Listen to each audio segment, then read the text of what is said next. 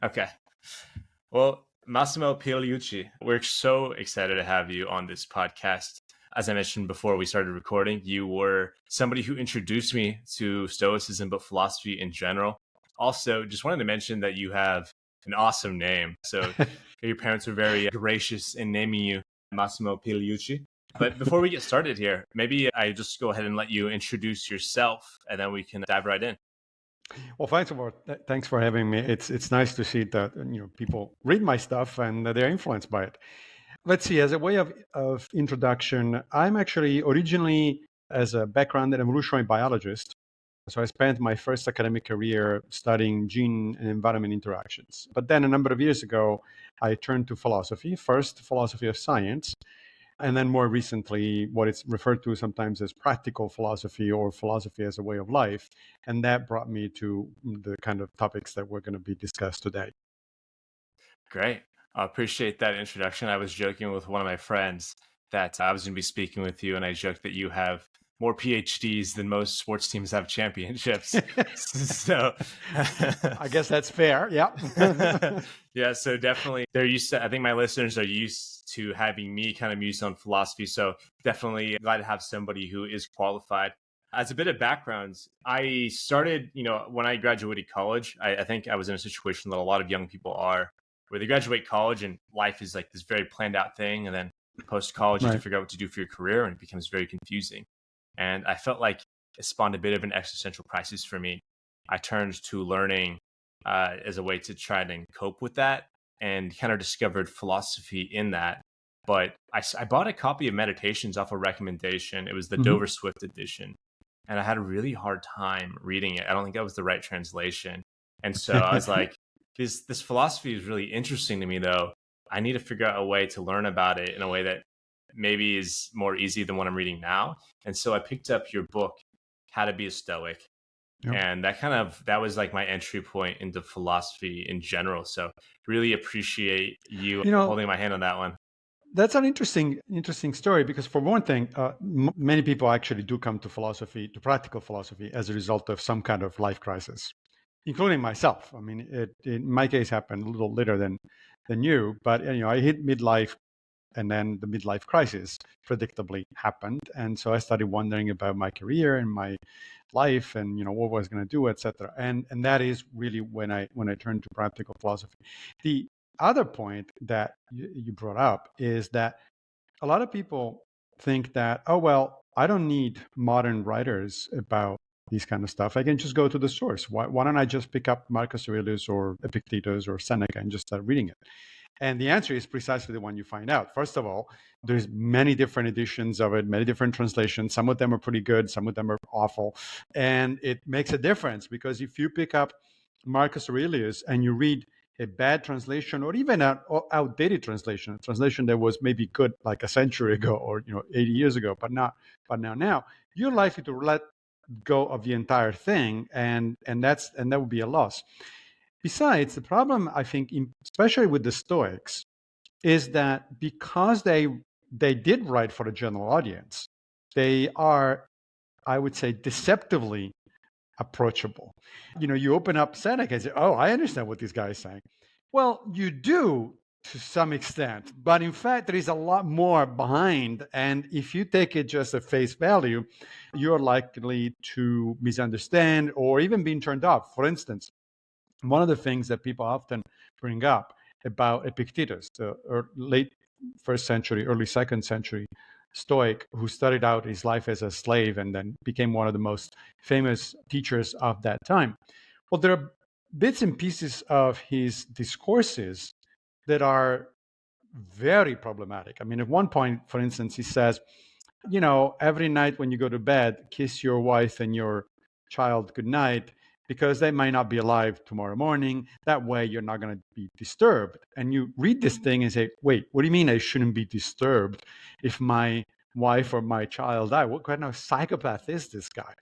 But if you understand the background from which Epictetus was teaching, see if you understand the concept of Stoic providence and how the Stoics understood the world, the cosmos at large to actually work, then that phrase makes sense. And you still have to update it, however, to modern times, because no, I'm sorry, it's just, even as a practicing Stoic, I am going to be very disturbed if my daughter or my wife is going to die. So it does need a little bit of more than just reading the text straight. Yeah, I think that's a very fair point to make, and especially when you're translating from Greek to other languages, I find that oftentimes these ancient Greek words often have these meanings or these words that encompass a lot of different things at once that we don't necessarily have words for. So Right. having some means of updating that and making it more relatable to a modern audience, I think is really important. And I find also that I spend a lot of time online in different forums talking about Stoicism, and there's oftentimes a pushback between regarding modern writers writing about Stoicism. Right. And what I always try to tell people is, if you don't have people updating it, then a lot of ways Stoicism is kind of frozen in time. But also to the point that you just made, it's really important to have modern interpretations so that we can further understand it or at least challenge our views of it in some capacity.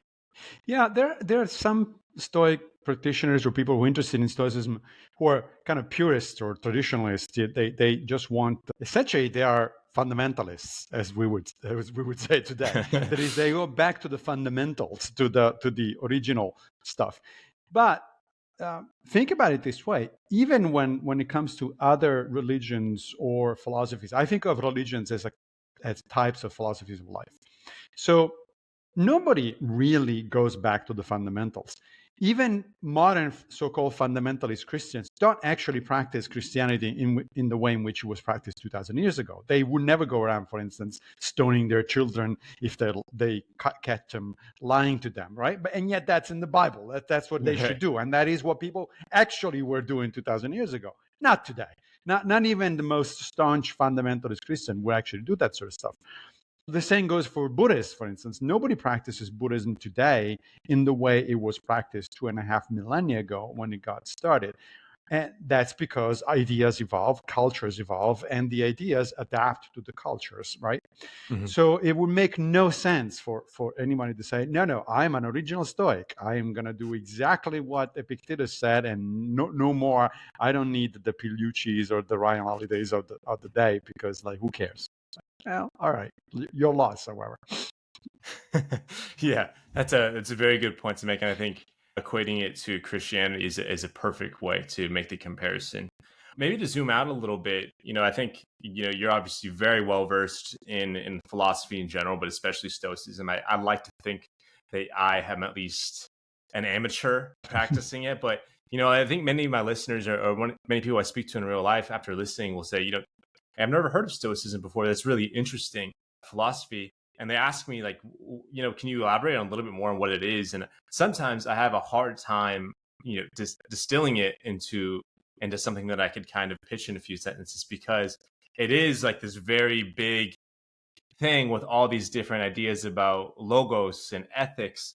But then I end up just kind of pitching it as a dichotomy of control type of thing in order to make it more palatable as a kind of Right. a first dip into the pool.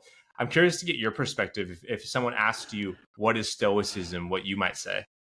Yeah, it's difficult to come up with an elevator speech for Stoicism. And I think the ancient Stoics had the same problem.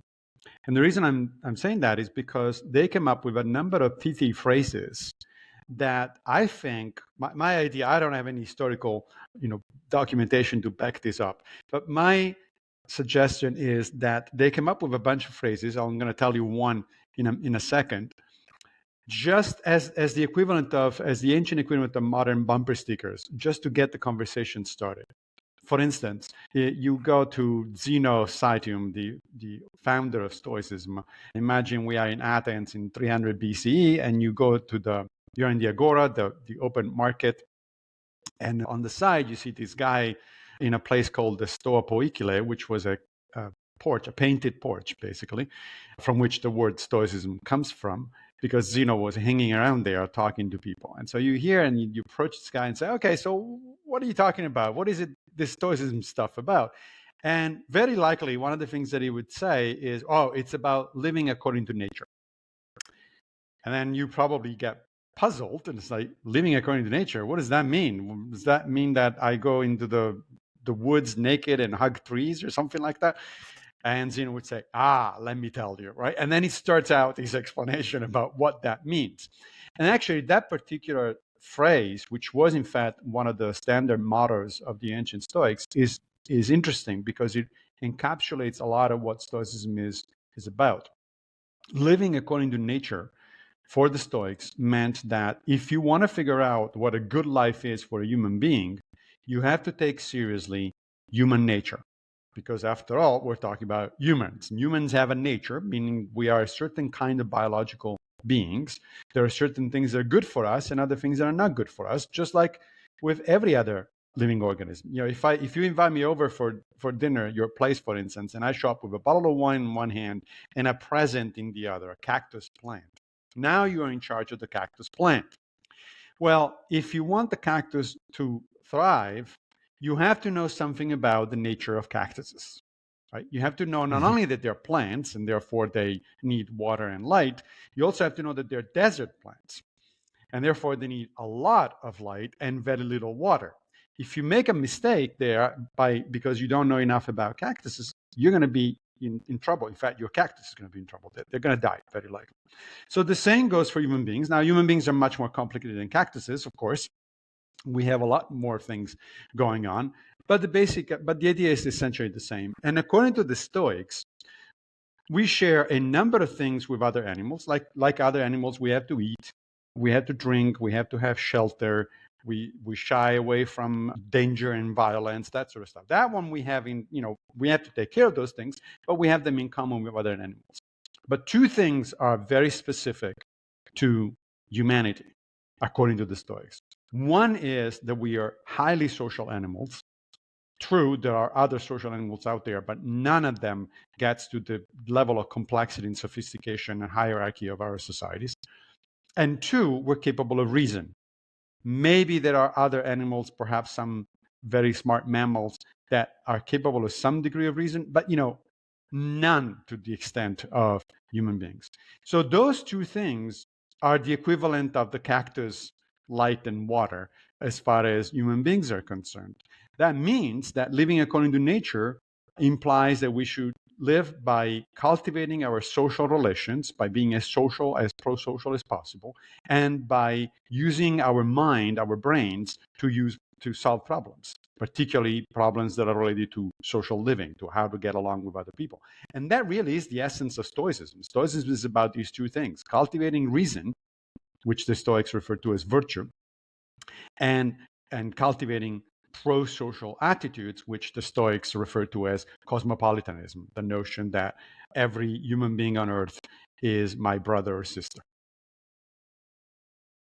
I love that definition. I remember reading Beyond Good and Evil by Nietzsche. And in one of the opening chapters, he rails against Stoicism because he's living according to nature. What does that even mean? Of course, we're living we have no other choice. And so I think that's a perfect way to kind of sum up that attitude. I've also always interpreted it myself as kind of this idea of amore fati. I'm not sure if I pronounced it 100% correct, but it's the idea that, we're all going to die at some point, but that is the course of nature. And so there's all these things that are kind of guaranteed in life, suffering being one of them. And by learning to kind of accept that these are kind of guarantees in life, but you get to choose how you respond to those things as being kind of a core tenet of that idea of living in nature. No, I think that's correct. In fact, that brings us from the notion of living according to nature to the notion that what you referred to earlier as the dichotomy of control.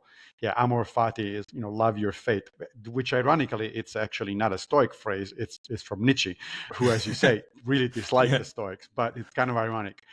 The dichotomy of control is another fundamental idea in Stoicism, which really becomes prominent in Epictetus.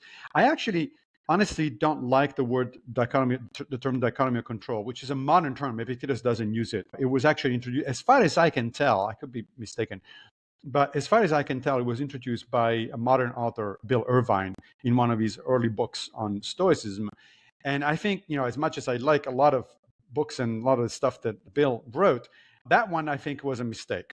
And the reason for that is that as soon as you start talking about control, right, so what is under my control and what is not under my control, people immediately come up with the objection, yeah, but there are some things that are neither. They are kind of, I can influence, but I don't completely control, which is, of course, true. And that misses the point of Epictetus, what Epictetus is talking about. Epictetus, right at the beginning of the Enchiridion, his manual for a good life, actually doesn't use that phrase. He uses the phrase, some things are up to us and other things are not up to us, meaning some things we're responsible for. The buck stops with us, if you will. And for other things, we're not responsible.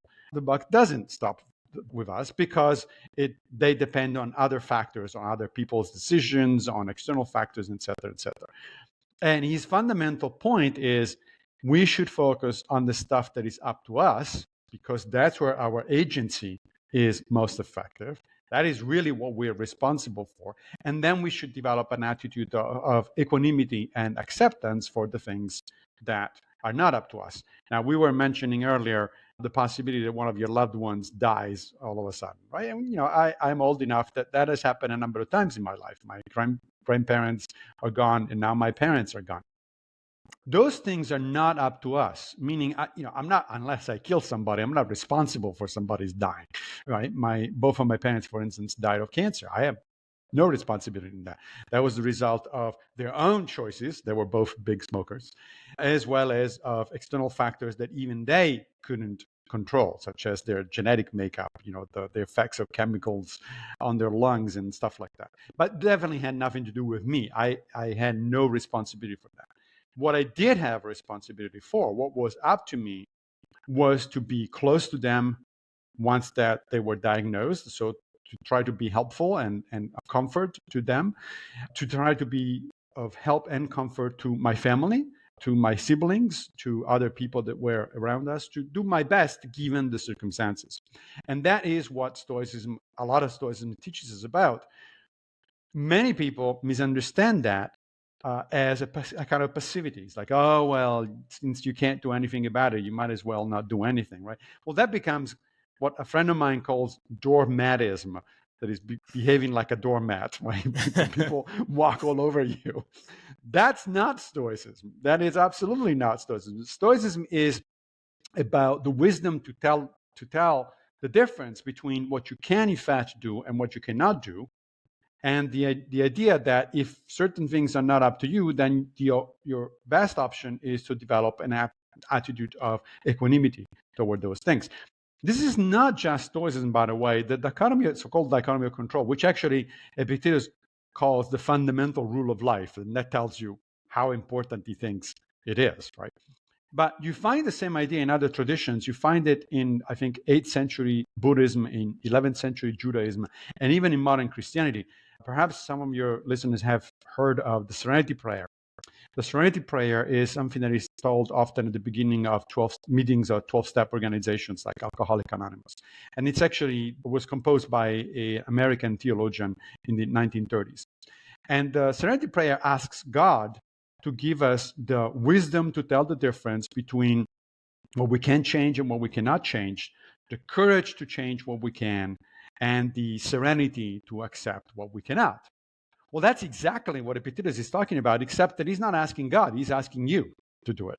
He says, what you should do is to exercise your judgment, which in Epictetus's opinion is the most important of the human faculties. You exercise your judgment, and it's your judgment, your wisdom, if you will, that tells you the difference between what is up to you and what is not up to you. And then you have to have the courage to take responsibility for the things that are in fact up to you, and the equanimity to accept the things that are not up to you.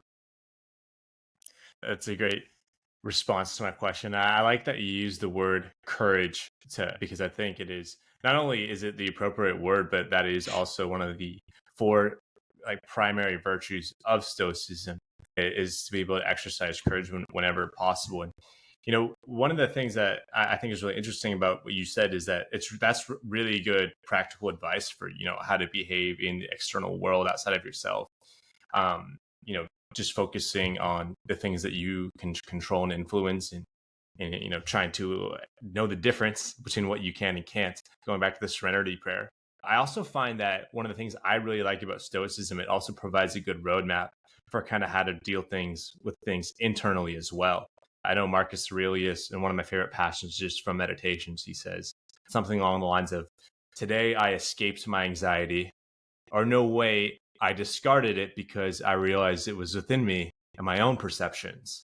And so I think that's such a beautiful thing, that it's not only what is happening in the external world and all these things that fate can put on your shoulders, but it's also this idea that within your own mind, you also have the same tools and can practice the same philosophy for things that are just kind of happening internally as well. And I think that's one of the reasons I like Stoicism so much, is because it has applications for both, internally and external. That's right. I mean, Epictetus talks a lot about what he calls impressions. An impression is your first automatic judgment about something. Like for instance, you see somebody of your preferred sex walking down the street, and your immediate thought is, wow, it would be nice to have sex with that person. That's your first impression. And then Epictetus says, yes, but then you want to stop for a minute, think about it, interrogate your impression, and then say, oh, well, wait a minute. Already in a committed relationship. It really wouldn't be a good thing to betray the trust of my partner. So no, I'm going to set that thought aside. That's an external impression. That's an impression that comes from the outside. As you say, there are impressions that come from the inside as well, such as thoughts about, you wake up in the morning and you say, oh crap, this is going to be a crappy day, and I'm going to be miserable. Well, that's all you. Actually, there's nothing objective about that. It's not a characteristic, an objective characteristic of events or the day ahead. It's just you thinking about that stuff, and you can train yourself to redirect your thoughts. In fact, one of the most important things that come out of both Epictetus and Marcus Aurelius is this distinction between facts and judgments, which we kind of don't keep in mind. It's a real and important distinction. We kind of blur these two. For instance, let's say somebody gets fired at their job, and they say, oh, that's a catastrophe, it's a horrible thing. It's like, well, is it? Hold on. There's a fact, you lost your job, and then there is the judgment, this is a catastrophe, right? The two are not necessarily coincidental. It could be that losing your job is actually going to turn out to be a good thing for you, because you were stuck there for a long time. You actually thought about getting out, but you didn't have the guts to do it. And now you're kind of forced to reorient yourself and look for something else. So it may or may not be a catastrophe. I'm not suggesting that it's not a catastrophe or that it's not a bad thing. But this fact that we automatically associate a particular judgment with certain events, that is what Epictetus and Stoicism in general teaches us to challenge. It's like, well, wait a minute, hold on.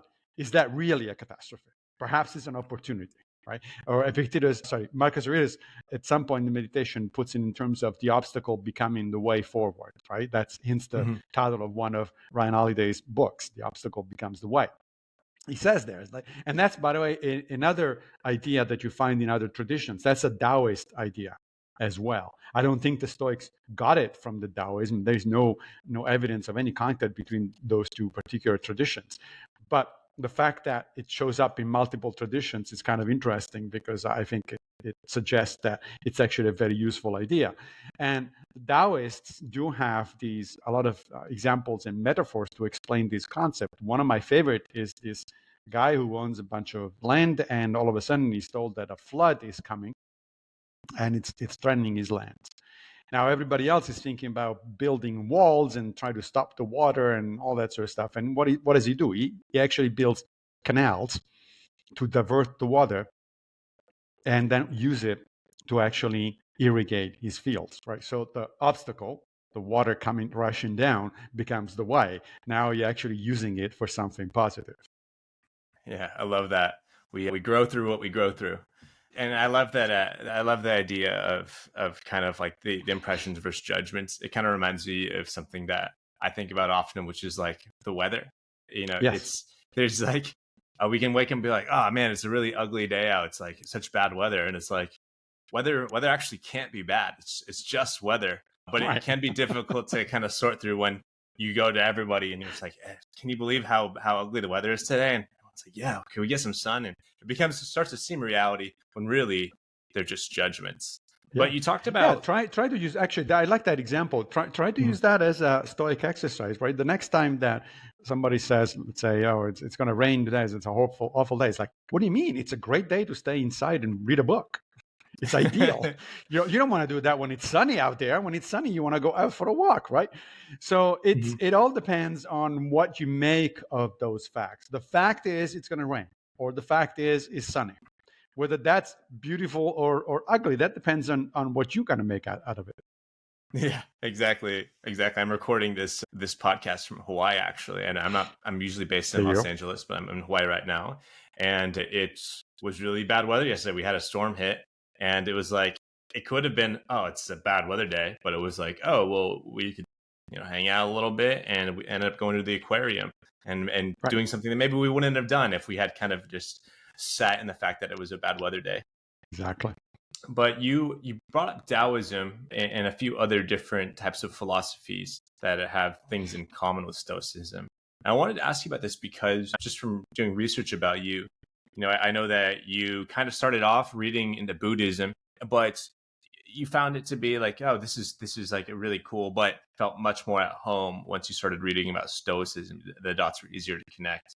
And I'm curious, I always try to tell people when they ask me about Stoicism, I said, it has a lot of common with Buddhism, and I try to explain why. But I'm curious to hear from you, maybe what was the disconnect between the two, or what made Stoicism more accessible for you, and what would you say the differences between the two of them are? So I think in my case, there were two reasons why Stoicism spoke to me much more clearly than Buddhism. One is simply cultural.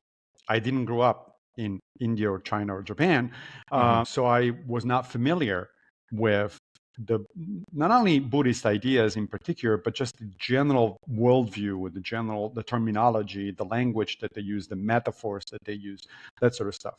And even though I didn't grow up Stoic, I mean, nobody. It's not like I was raised Stoic, but I was raised within, of course, the Western tradition of the Greco-Romans. So I studied the Greco-Romans in school. I read Seneca and Marcus Aurelius before even I knew that they were Stoics, etc., etc. So one is simply a matter of accident. It's like, if things were reversed and somebody were growing in China or in Japan instead of Italy, probably Buddhism would resonate with them more than Stoicism.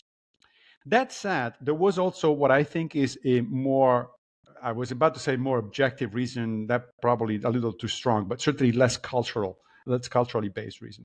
And that is, Buddhism and Stoicism have a lot of similarities when it comes to their ethics, that is, to how to behave toward other people. Ethics for both the Greco-Romans and the Buddhists is really about how to deal with other people, how to interact in society. In fact, the word in English comes from the Greek ethos, which really means both character and habit of interactions with others. So the ethics is very similar. You find a lot of similarities between Stoicism and Buddhism. But the metaphysics is completely different. The underlying view of the world is completely different. And even though there are certain aspects of ancient Stoic metaphysics that I reject, for instance, I don't think that the universe is a living organism endowed with reason, with the ability to reason, the famous logos. I think that modern science pretty much tells us that that's not the case. So that bit of ancient Stoicism goes. But for the rest, Stoicism is a materialist philosophy, meaning that not that they go after material things, but that they think that everything is made of matter. If something has causal powers, if it has the ability to cause effects, then it's made of stuff, some kind of stuff. It doesn't matter what the stuff is, but it's stuff. So it's materialism. It recognizes the notion of universal cause and effect. It recognizes the principle, essentially what we would today call the principles of scientific investigations in order to understand the world. And so that, to me, especially as a scientist, that resonates very, very deeply. It means that the Stoics really had a worldview that was highly compatible with the modern scientific worldview. In fact, a lot of the Stoics were naturalists. They were scientists. Posidonius was one of the middle Stoics who was a teacher of Cicero, for instance. He spent more time actually traveling throughout the Mediterranean looking for earthquakes and natural phenomena of various kinds, volcanic eruptions and stuff like that. Meteorology, astronomy, more than actually writing what we would today call philosophy. Seneca himself, who was certainly a philosopher and a statesman, he wrote on Natural Questions, which is a book about science. So that part resonates. The Buddhist version, on the other hand, it's much more difficult for me to reconcile the Buddhist metaphysics, to reconcile with modern science. I mean, all the talk about reincarnation and karma, that just doesn't, it's very difficult for me to say, okay, how can I turn this around somehow and make it compatible with modern science? Now, some Buddhists do. I have a colleague, for instance, Owen Flanagan, who is a modern secular Buddhist, and he does. But the way he reconciles Buddhist metaphysics with modern science is he just throws away the metaphysics. He just says, nope, that stuff, it's not a thing. So I'm not going to be concerned with myself. And you can do that. In fact, some Stoics do that. Some modern Stoics think that we should throw away everything that concerns metaphysics and just stick with the ethics. But the problem is, if you do that, it's no longer Buddhism, or it's no longer Stoicism. It's something else that you come up with. So a major reason, therefore, for the fact that the Stoics appeal to me more than Buddhist kind of literature is because of the compatibility, at least the way in which I perceive it, with modern science. That's a good answer. I like that.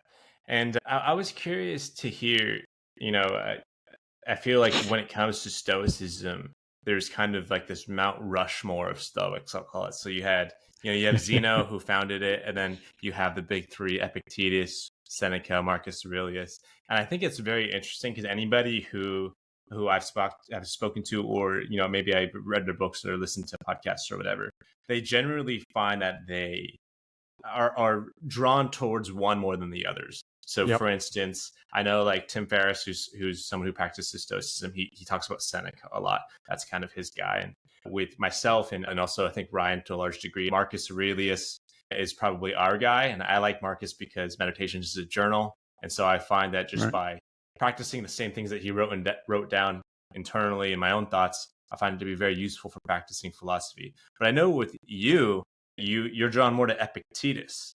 And I'm curious to hear from you why exactly Epictetus has spoken to you, or why you've connected with him so much.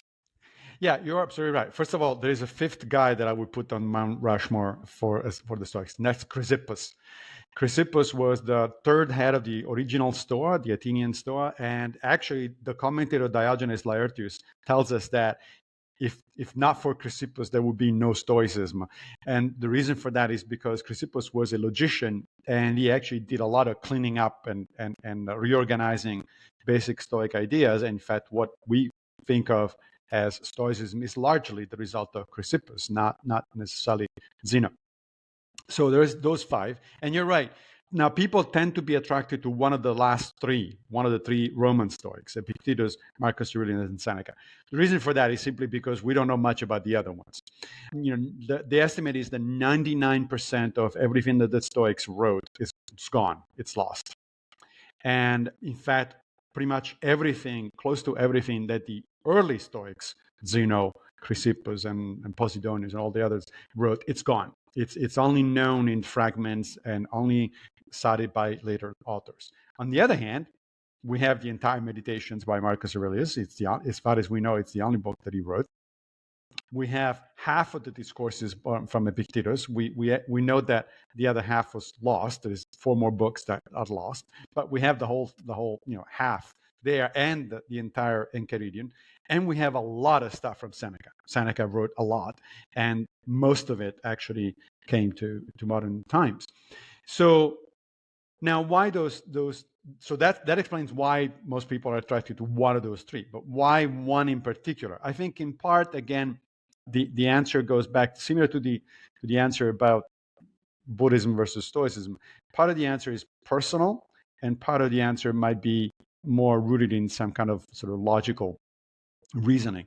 The personal aspect, in my opinion, is that I like Epictetus because he's blunt and because he uses very interesting sense of humor bordering on sarcasm. And I respond to that. I like blunt talk. I like direct, straight talk. You can think of it this way: the discourses, as you know, was not actually written by Epictetus. It was written by both the discourses and the Enchiridion were written by Arian of Nicomedia, who was one of Epictetus's students. He was a brilliant guy who went on to become governor of the Roman province of Cappadocia. He wrote a biography of Alexander the Great. I mean, the guy was just brilliant. But what we have are his notes when he was attending Epictetus's lectures in Nicopolis in northwestern Greece, which is where Epictetus established his school after he was exiled from Rome. And so what you get, however, there is not the actual lectures, but the conversation between Epictetus and his students in the evening. So at the end of the day, they will, after the meal, will come back and talk about stuff. And so you get this very dynamic sense of Epictetus because it's him talking to his students constantly. And I have a colleague and friend of mine, Brian Johnson at Fordham University, who told me once that the way he pictures Epictetus is similar to a famous scene in the first Rocky movie. There is a scene where Rocky goes back to his gym where he was practicing boxing, and he encounters his mentor, and his mentor turns to him and berates him, and he says, "You idiot! You just wasted your life and your career. You could have been so great, and look at you. You're not doing anything." And Brian says, that's the way I picture Epictetus as Rocky's trainer is that kind of blunt guy who yells at his students and says, "What the hell are you guys doing there?" So that kind of resonated with me at a personal level. It's just the kind of personality that I like. But there are also differences between those three characters, Marcus Aurelius, Seneca, and Epictetus, in terms of their philosophy. I mean, yes, they're all three Stoics for sure, but they really represent different versions of Stoicism. Just like in the case of Buddhism or Christianity, there are different versions of the basic philosophy. So the basic ideas are the same, but depending on which author you're reading, you may get a different flavor, so to speak, of the same basic notions.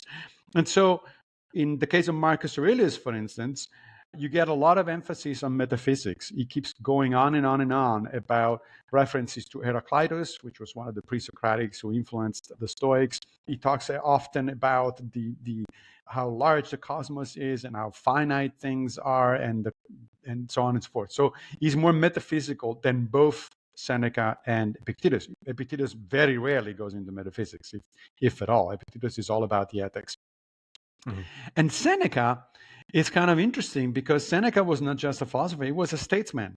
So some of his stuff actually needs to be read in a particular key. You have to know who he was and what he was doing. He was the advisor to the Emperor Nero, right? So one of my favorite books by Seneca, for instance, is On Clemency.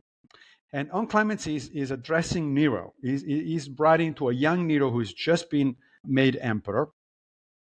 And a lot of people interpret that book by Seneca as, another attempt to flatter Nero and to say, to pay courtier basically to the emperor. And it's like, oh, in fact, some people criticize Seneca for having written On Clemency. But if you read On Clemency carefully, you'll find a lot of places where Seneca outright threatens Nero.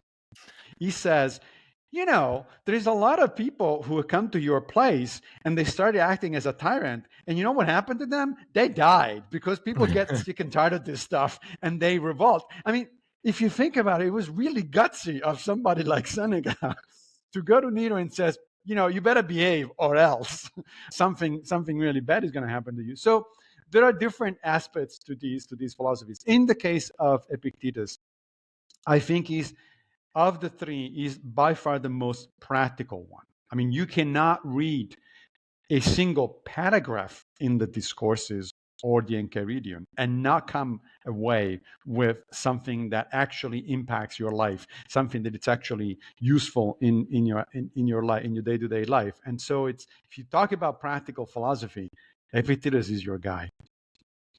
Yeah, I like that a lot. And I could see how you would be drawn to Epictetus after hearing why you like him. Because just reading your own writing, I could definitely see his influences there. You wrote an article called Dear Pope, I believe it was titled, Yeah.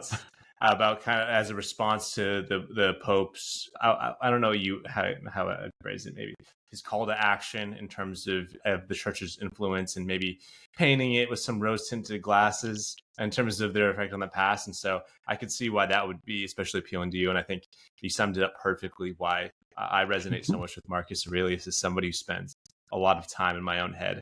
So one question I wanted to ask you that I think is a perfect segue for when we were talking about Seneca and the way that he spoke to Nero, which unfortunately didn't work out very well for him. No. But something I find is that I like Stoicism because it's taught me to focus on the things that I have influence over. But at the same time, I think a lot of the things that people are worried about today happen in the political sphere in terms of Yep. different freedoms being taken away. And I'm curious to get your perspective on how Stoicism and just philosophy in general fits within the sphere of politics, because I know that a lot of people don't feel like they have a lot of influence over politics. And on the face value, it doesn't seem like Stoicism and politics really have much in common. But I don't get the impression that you feel the same way. So I'd be curious to hear, what the correlation between philosophy and politics is to you. Yeah. That's a very good question. So there are a couple of things there to keep in mind. First of all, the Stoics themselves often were politically involved. Right. And by politically involved, I don't mean just that we're going out and vote. Sometimes they took up weapons and started revolutions. So you don't get any more politically involved than that. There was a group of Roman senators under the emperors Nero, Vespasian, and Domitian who are referred to collectively as the Stoic opposition because they were very vocal about opposing those emperors who they thought were tyrants. And they are named by name individually by both Marcus Aurelius and Epictetus. So there is that aspect of doing politics. If you go back a little further to the Roman Republic before the empire, one of the Stoic role models is Cato the Younger. And Cato the Younger was mentioned multiple times in fact, many times by Seneca. Cato was a very famous in his own time for having a high degree of integrity. In fact, so famous that in Rome, if you were caught doing something not quite right, very often you might say something like, "Well, not everybody's a Cato." So Cato was this kind of paragon of virtue. Well, Cato was also an arch enemy of Julius Caesar, who he saw as a tyrant. And he fought Julius Caesar for many years in the Senate with political means, right? But by debating and by passing bills and stuff like that. And then eventually, when Caesar himself declared war against the Roman Senate by famously passing the Rubicon with the river Rubicon with one of his legions, Cato took up arms and fought literally until the end. I mean, he died near the end of the Roman Civil War. So we have those examples, and there are several others, actually. We have examples of early Stoics. One of Zeno's students, for instance, Zeno's students, was an advisor to a Macedonian king. So they actually played, and of course we have Seneca, who did try his best with Nero. I mean, I know it's very, these days it's the thing to do is to criticize and dismiss Seneca because of his association with the Nero regime.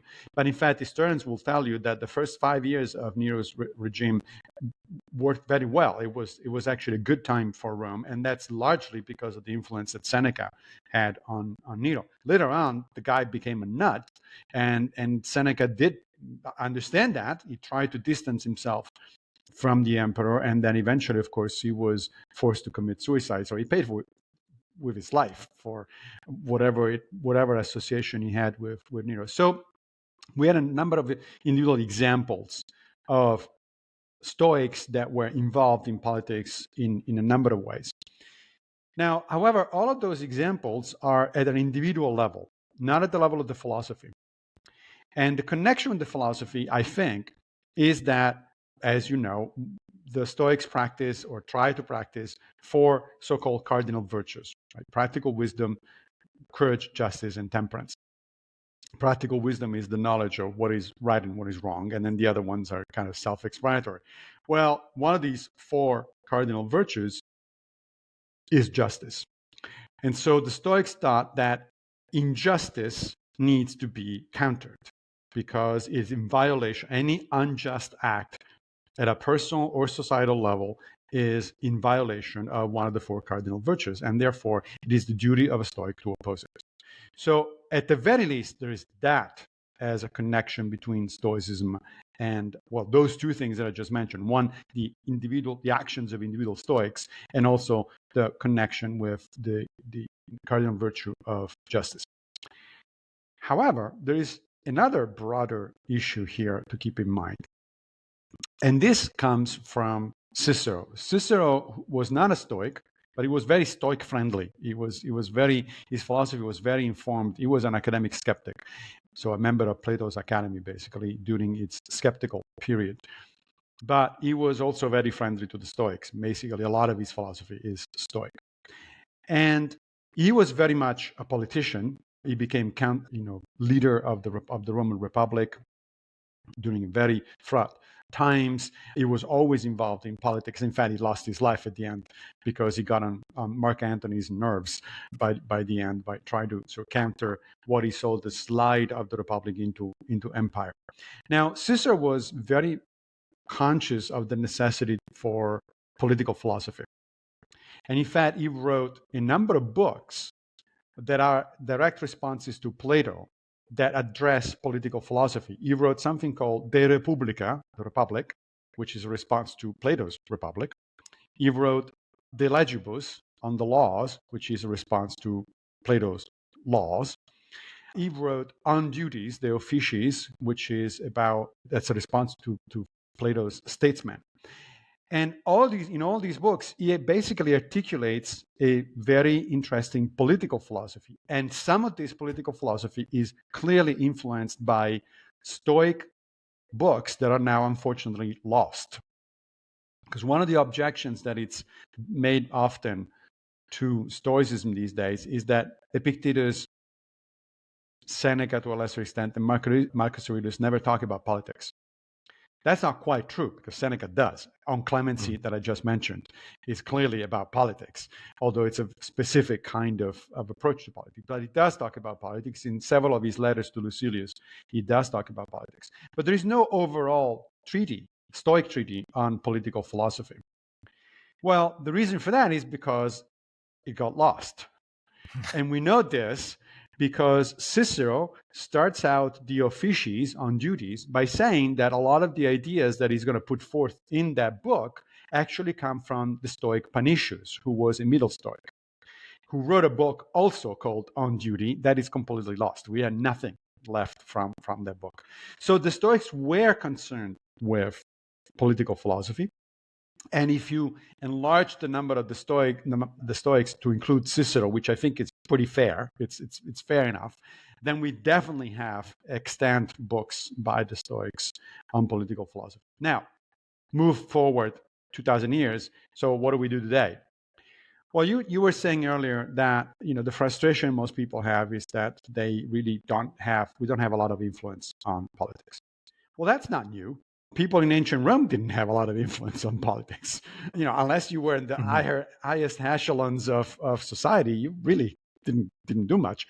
Rome was a democracy, by the way. It was a partial democracy. It was a republic, but they did have elections. But those elections worked in ways that were representative, so pretty much in the way in which we do them today.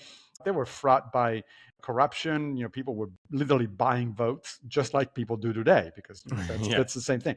So things haven't really changed. But I think that Stoicism has a lot to teach us about how to be politically involved, particularly going back to the fundamental rule of life, or the dichotomy of control that we were talking about earlier on. What is up to me and what is not up to me? My friend Greg Lopez, for instance, with whom I co-authored a book called The Handbook for New Stoics, is very involved in local politics. And the reason for that is because he says, I realize that at the level of national politics, there is only very little I can do. Yeah, I can send some money to some candidates of my choice, sure, and I can vote. But that's pretty much the extent of it. Maybe occasionally I can write a letter to the newspaper and be, lucky enough to get it published. But that's about it. There's really not much else. I can join a street demonstration when there is one, but at the end of the day, it's not a lot of influence. At the local level, on the other hand, if we're talking about local elections, the influence is much larger because those elections hinge on few votes, and those candidates, success or failure depends on a few dollars, more or less. So if you and those are the candidates that actually listen to you. If you call them up or if you go and see them in their office, they actually will see you. Unlike a, federal senator or a president who is not going to have the time unless you are a lobbyist who brings a lot of money for their reelection campaign, they're not going to talk to you. But the local politicians will. And so I think that most of the times we're concerned exactly with the wrong level of intervention. We tend to discard local politics because it's not important, it's not national, right? But it is important because all politics, as a Supreme Court judge famously said, is in fact local. It starts locally. You don't become a national politician, with very few exceptions, unless you start all the way from, the city council or something like that. Mm-hmm. And so you actually do have a chance over a period of years to influence politics, even indirectly at the national level, if you actually act just like Epictetus would say, where your agency is maximized, not get frustrated when your agency is minimized. Right? So Seneca says something very similar. He actually says there's an interesting letter that he writes to his friend Lucilius about retirement. And he says, look, we can always make a difference in society. It just depends on our current situations. The scope of that difference depends on our current situations. When I was the emperor's advisor, I had a lot of power and influence. Now I'm retired. It's not that I don't have any power. I can talk to you, my friend, and try to help you live a better life. And that's influence. I can talk to my neighbors and try to talk to them about what would be a good way of doing things or not a good way of doing things. And that's influence. And that is politics in the broader Aristotelian sense of being involved in the polity, right? The word politics comes from polis, which means society, right?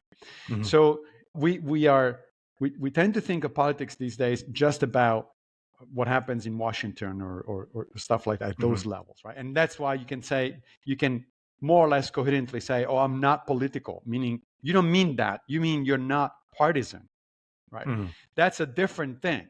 Being partisan is not the same as being political. Being political means that, if you go to your local school board meetings and object to a proposal of books being banned from school libraries, for instance, you're being political. You're doing politics in the real sense of you are participating in the polis. And I think that's what we should be trying to do more, instead of just saying, oh, I can't influence the presidential election, therefore why bother?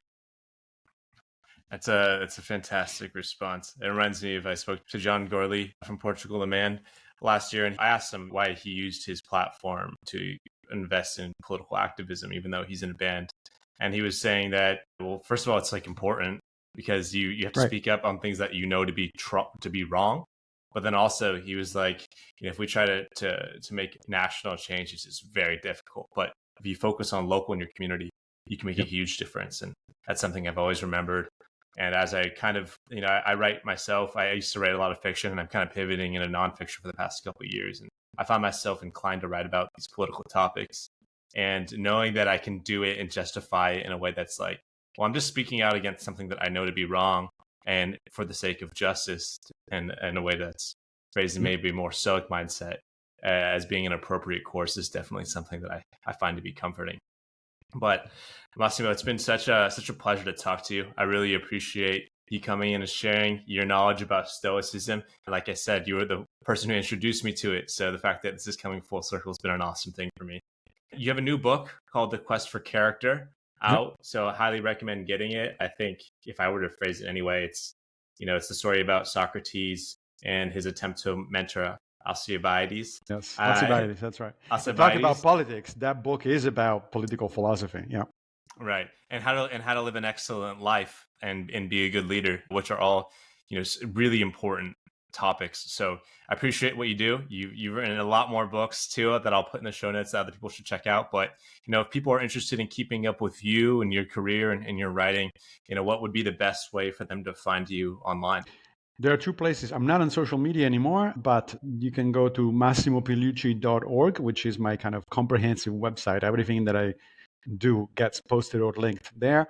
And then I publish a newsletter on Substack called Figs in Winter. Okay. Well, the moment that we end this call, I'm going to go and subscribe to that Substack. I've only subscribed to Kareem Abdul-Jabbar's right now, but I'll be very happy to include you in that lineup. And once again, really appreciate you coming on, and open door invitation for any time that you want to come back. Thank you. My pleasure.